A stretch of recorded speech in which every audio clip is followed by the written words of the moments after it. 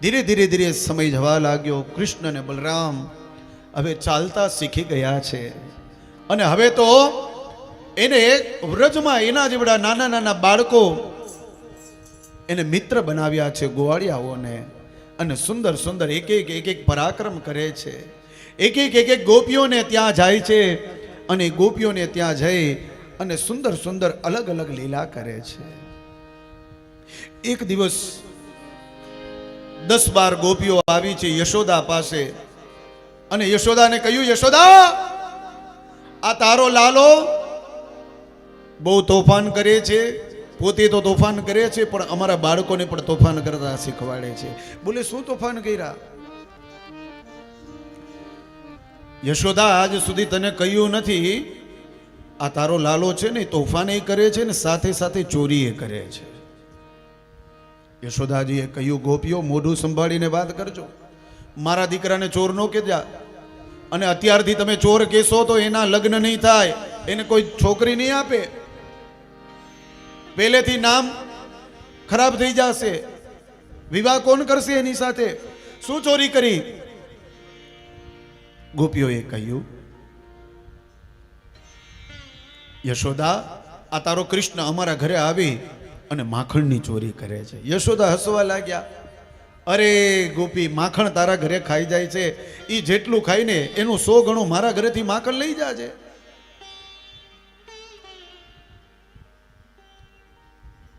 બીજી ગોપી બોલી, પોતે ભલે ખાય એના મિત્રોને ખવડાવે છે. યશોદાજીએ કહ્યું, ઉભા રહ્યો, હમણાં કૃષ્ણને બોલાવું છું. કૃષ્ણ! યશોદાજીએ બૂમ પાડીને કૃષ્ણ આવ્યો. બોલમાં શું છે? બોલે, આ બધી ગોપીઓ ફરિયાદ લઈને આવી છે. કૃષ્ણ હસવા લાગ્યા. ગોપીઓ જોતી રહી ગઈ, યશોદા જોતા રહી ગયા. યશોદા કે હસે છે નહોતું, તારી ફરિયાદ લઈને આવ્યા, તારા વખાણ કરવા નથી આવ્યા કે તું હસે છે. માં શું ફરિયાદ લઈને આવ્યા છે? બોલે, તું આ બધી ગોપીઓના ઘરે ચોરી કરે છે. શેની ચોરી? માખણની. કૃષ્ણ કહે, માં, આ બધી ગોપીઓ એમ કહે કે લાલો તું મારો છે, મારો છે, મારો છે ને એ મારો છે કરે છે, એટલા માટે હું એના ઘરે જાઉં છું અને એના ઘરેથી મટકામાંથી માખણ ખાઉં છું. આમાં ખોટું શું કર્યું? આ ચોરી કરી કહેવાય? આ આટલી ગોપીઓમાંથી કોઈ પણ ગોપીનો છોકરો આપણા ઘરે આવી અને મટકીમાંથી માખણ ખાઈ જાય તો તું એમ કહીશ કે આ એ ચોરી કરી? યશોદા કહે, ના. તો પછી હું એ ગોપીઓના ઘરેથી માખણ ખાવી શેની ચોરી? યશોદાએ કહ્યું, વાત સાચી છે. બીજી ગોપી કહે, તું ભલે કૃષ્ણ માખણ ખા પણ બીજાને શું કામ ખવડાવે છે? કૃષ્ણએ કહ્યું, મારી માએ મને શીખવાડ્યું છે કે એકલું એકલું માખણ ખવાય નહીં, એકલું એકલું કાંઈ ખવાય નહીં, એકલા એકલા ભજીયા ન ખવાય હો.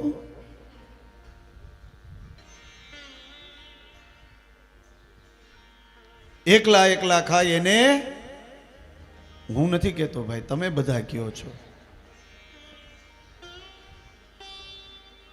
કૃષ્ણએ કહ્યું, માં તે જ શીખવાડ્યું છે ને કે બેટા કોઈ દિવસ એકલું નહીં ખાવાનું. તો હું જ્યારે ગોપીઓના ઘરે ગયો ત્યારે 5 મિત્રો 10 મિત્રો મારી સાથે હોય તો હું માખણ ખાતો ને એ લોકો જોવી સારું લાગે? યશોદા કહે, ના. તો પછી? અને આ ગોપીઓના જે બાળકો છે આ જ ગામના છે, ક્યાં બાર ગામના છે? અહીંના જ છે. કદાચ 2 પીંડા માખણના ખાધા તો આ ગોપીઓનું ગયું શું? યશોદા રાજી થયા, દુખણા લીધા. વાહ લલ્લા વાહ, વારી જાઓ. ત્રીજી ગોપીઓએ કહ્યું કે યશોદા પોતે ભલે ખાય, મિત્રોને ભલે ખવડાવે, પણ વાંદરાઓને ખવડાવે છે. કૃષ્ણએ કહ્યું, એનો જવાબ આપું છું, સાંભળો. આજે અમે ને અમારા મિત્રો માખણ ખાતા હોય ને બારીમાં આવીને વાંદરા ઊભા રહી જાય અને અમારી સામે જોવે તો એને ન ખવડાવવું? યશોદાને કહે, માં મને ભૂખ લાગે તો હું કેને કહું? યશોદા કે, ભૂખ લાગે તું મને જ કહે છો ને કે માં મને દૂધ આપ, મને માખણ આપ, તું મને જ કહે છો. તો કૃષ્ણ કહે, આ વાંદરાઓને ભૂખ લાગે તો કેને કહે? એ બોલી શકે છે કે મને ભૂખ લાગી છે? તો એ કદાચ અમે માખણ ખાતા હોય ને વાંદરાઓ ઊભા હોય ને કદાચ 1-2 પીંડા એને ખવડાવી દીધા માખણના તો આ ગોપીઓના ઘરમાં કઈ ઓછું થઈ ગયું? વળી પાછા દુખણા લીધા. વાહ કૃષ્ણ વાહ, નાનો છો પણ આમ તારા વિચાર બધા મોટા જેવા છે. વળી એક ગોપીએ કહ્યું, પોતે ભલે ખાય, મિત્રોને ખવડાવે, અરે વાંદરાઓને ભલે ખવડાવે, પણ ખાધા પછી મટકા ફોડી નાખે તારો કૃષ્ણ. કૃષ્ણએ કહ્યું, માં આ બધી ગોપીઓ છે ને તને ખબર નથી, આ જેટલું માખણ આવે ને મથુરામાં જઈને વેચી આવે છે, એનું ઘર ચાલે છે. પણ પેલા કુંભાર લોકોનું ઘર કેવી રીતે ચાલે? એનું ઘર તો આ મટકા ઉપર હોય, મટકા વેચાય તો એનું ઘર ચાલે. પણ આ બધી ગોપીઓ એક એક મટકા 2-3 વર્ષ સુધી સાચવે છે, તો કદાચ એકાદ બે જૂના મટકા તોડી નાખ્યા અને નવા લેવા જાય કુંભારનું ઘર હાલવાનું છે ને, તો આ ગોપીઓનું કયું શું?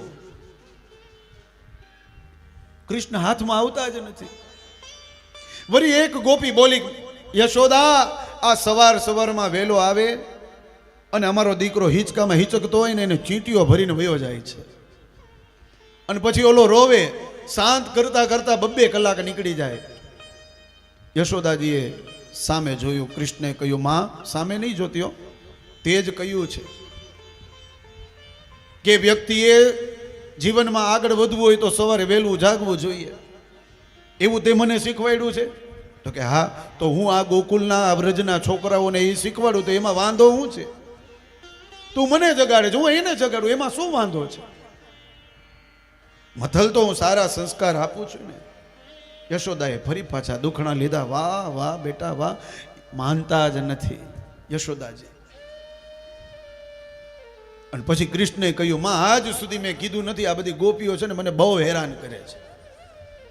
યશોદા કે હેરાન કરે? બોલે હા, યમુનાજીના કિનારે આમાંથી જ ગોપીઓ, 2 ગોપી મારા હાથ પકડે, 2 ગોપી મારા પગ પકડે અને પછી મારી કરે છે ઢીંગા ટોળી.